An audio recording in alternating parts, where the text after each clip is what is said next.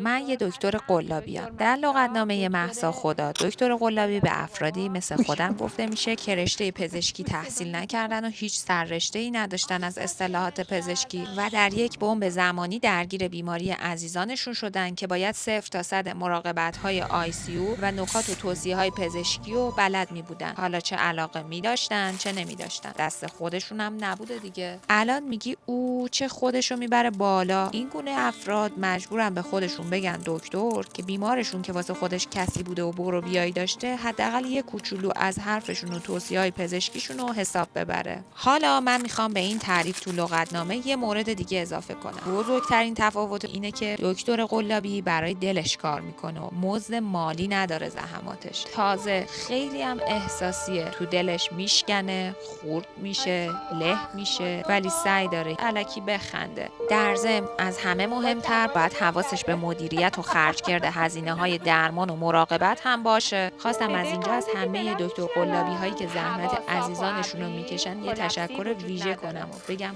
کاش میشد اون چیزی که ته دل هممون هست بشه معجزه.